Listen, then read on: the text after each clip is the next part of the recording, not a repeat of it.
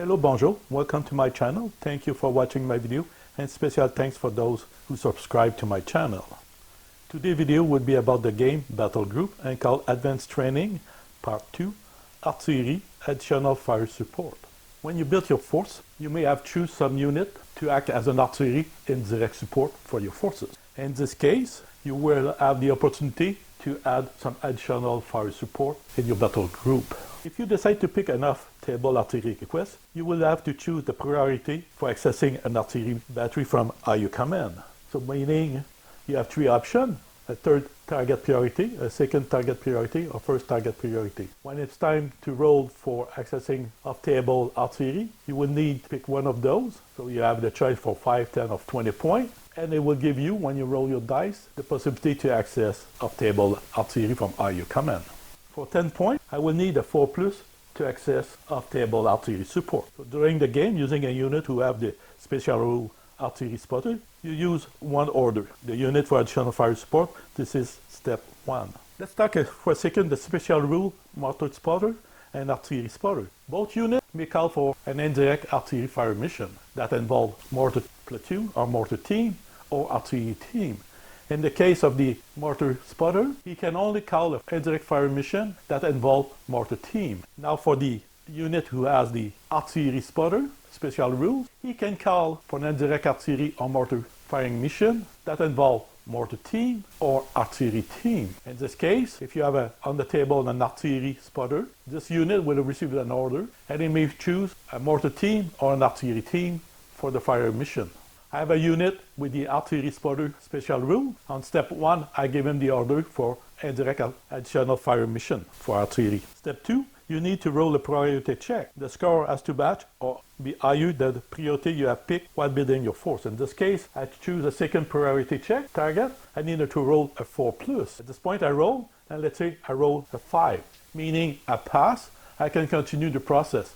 If I fail, then the artillery fire mission stop here, and it did cost you one order, but it failed. We pass the priority check. We need to do a communication check. Higher you will try to go, more difficult it can be to get through. When we look at the table for the German Army fire mission, you get a regimental battery, need a 3+ on communication test. Divisional battery, it's a 4+. Corps battery, it's a 5+. And Army battery, it's a 6+. At this time, before you do your communication test, you need to choose which will you like to access. Let's, for example, say I request a Corps battery access. The communication test need to roll a 5+. I try to roll, let's say I roll a 3, I fail. Not because I roll a 3, I'll go for a regimental battery. It's just I pick Corps battery, I need a 5+. If I fail, then the mission will stop here. If I have a unit with a communication special rules, I have two units on the table, a forward signal unit and a warrior team. I can choose for reroll the comms test, any of those two. If I decide to use a forward signal unit, I will need to roll a 5+ again. But using the warrior team, we'll only to roll a 2+. So I will choose the warrior team and only need to roll a 2+ or better to pass my communication test.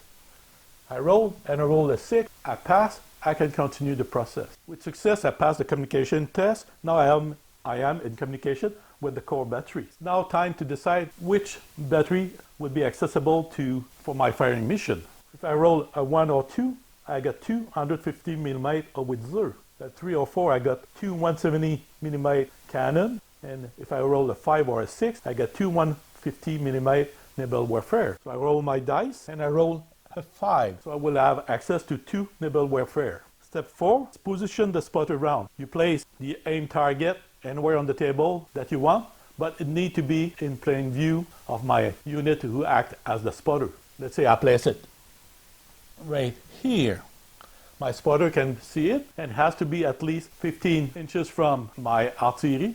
In this case, off the table, there's no issue here. Step 5 is called deviation. You roll a d6 and compare the result with the spotter round accuracy table. When we look at the spotter round accuracy table, if you roll a 1, it's a wild miss, and you need 4d6, and the total will give you the distance you need to move the marker. A 2 to 5, it's a miss by 2d6 in a random direction. A 6 is accurate miss by 1d6 in a random direction. Meaning, I take my dice, I roll, and roll a 3. Meaning I will need 2d6. The total of the roll will give me the number of inches I need to move the marker. Second step, I will use a d10 because it's really easy with a d10 to know the direction. When you roll it, it falls on the table and it finishes with like an arrow direction point. That gives me the direction I need to roll my marker.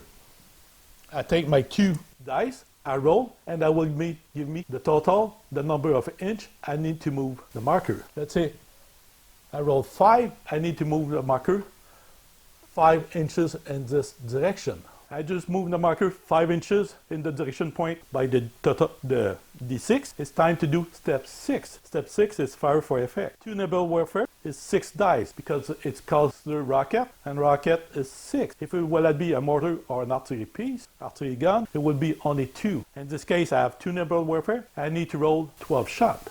I roll my 12 dice, and we compare them to the artillery barrage accuracy table. A 1, it's always a fail, so we can remove them. Then 2 to 5, it's a pinning hit. I have 6, and roll 6, I have 3. It's called direct hit. Now how to distribute them?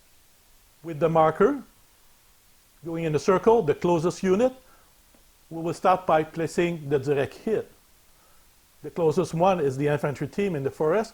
We will give them a 6. Then we look the distance between my anti-tank and the Sherman. The closest one, I will give him the second 6, so they will receive the second 6. And the third direct hit will go to the Sherman team over there. The same is done with the pinning unit, starting with the center. Even if that unit receives a direct hit, you give them a pinning hit as well. Now that we allocate all the direct hit and pinning hit, it's time to solve them. We start with the first direct hit. It's against an infantry unit, so we use by using the process of aim fire from high explosive shell. The naval warfare HE effect is 6-3, meaning 6 dice hit on the 3+. I roll 6 dice with the 3+. I got 3 hit, 3-3-5, and I got 1-1-2.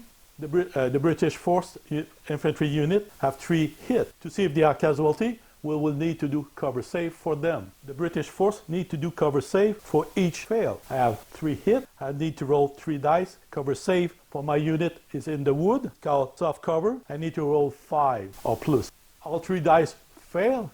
There's 3 casualty to my infantry team. I need to do a morale test to the unit. 1 to 3 on the table, the unit will be pinned down. 4, 5, 6, the unit will be safe. I roll a 3, the unit is pinned down. The second direct hit, it's against an anti-tank gun. The HE effect for the naval warfare is 3+, so 6 dice, roll a 3+, against the anti-tank, remember. If the result is 6, then it is against the anti-tank gun itself. So if you roll 3, 4, 5, the result would be against the crew member.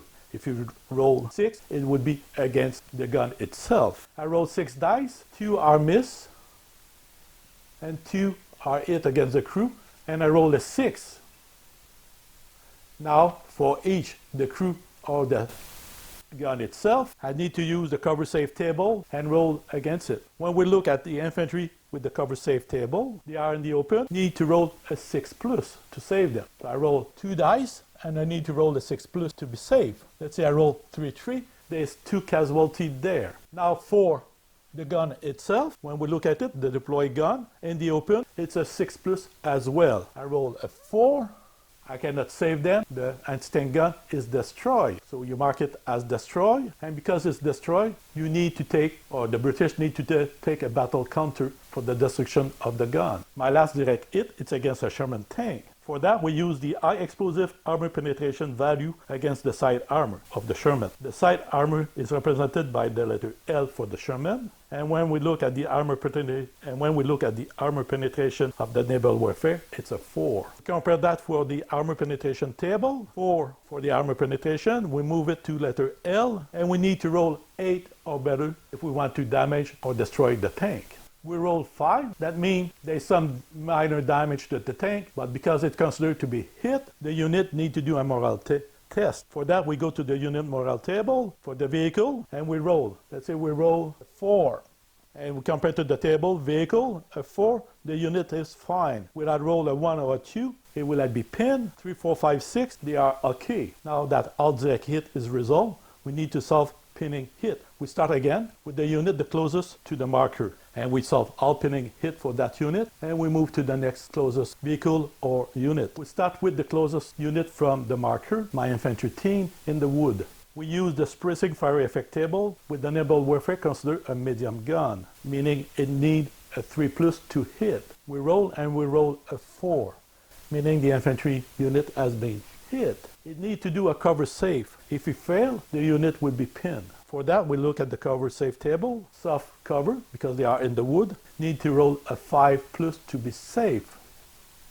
It rolls a 6, the unit is safe, nothing happened with that pinning hit. Now we need to solve the second pinning hit. For that, we roll again the dice, and this time we roll a 4, so the unit is hit again. He needs to do his cover safe, and he managed to do a 2. The unit failed his cover safe, it is pinned. Because it's already pinned, it's the pin. The next unit with a pinning hit, it's the Sherman. We look again at the suppressing fire effect table, and for the Sherman, we need to roll a 5+ to hit the vehicle. We roll the dice, and let's see, we roll a 5+, meaning we hit the vehicle. You need to do a cover safe. Cover safe table for a vehicle, an armored vehicle. In the open, there's none. The unit is pinned automatically.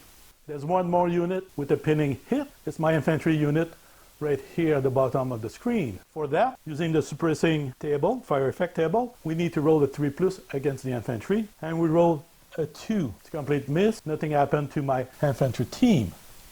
We finished to solve all direct hit and pinning hit. We now remove the aiming marker, and that completes this artillery firing. You will need to use 3 orders to use artillery additional fire support. 1 order to the unit that requests the firing mission, and 1 order for each nimble warfare in this case. In this video, I show an example of the complete step-by-step complete process using additional fire support. Thank you for watching my video.